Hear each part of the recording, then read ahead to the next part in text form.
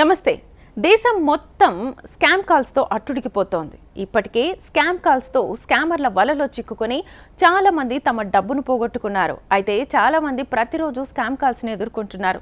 కొందరు ఈ కాల్స్ని spam కాల్స్గా report చేస్తున్నా ఈ కాల్స్ గొడవ తప్పడం లేదని చెప్తున్నారు. అందుకే ఇలాంటి కాల్స్పై ఎలాంటి రిపోర్ట్ చేయాలి, ఎక్కడ చేయాలి అనే విషయాలు ప్రభుత్వం తెలియజేసింది. డిపార్ట్మెంట్ ఆఫ్ టెలికమ్యూనికేషన్స్ ఇప్పటికే స్కామర్స్ను గుర్తించడానికి వీలుగా కొత్త ఫిల్టర్స్ని ఉపయోగిస్తోంది. అయితే దీనికి తోడుగా గవర్నమెంట్స్ బాడీ కూడా ప్రజలు అవలంబించాల్సిన విధానాలు షేర్ చేసింది. ముందుగా వేగంగా కంప్లైంట్స్లను ఆన్లైన్లో రిపోర్ట్ చేయడానికి వీలుగా సంచార్ సాథీ పోర్టల్ను అందించింది. దీనికోసం sanchar-sathi.gov.in పోర్టల్లోకి వెళ్ళి ఫేక్ కాల్స్ మరియు ఇతర స్కామ్ యాక్టివిటీలను రిపోర్ట్ చేయొచ్చు. మరింత సింపుల్గా రిపోర్ట్ చేయాలనుకుంటే 1930 టోల్ ఫ్రీ నెంబర్కి కాల్ చేసి జరిగిన విషయాన్ని క్లియర్గా తెలియపరచొచ్చు.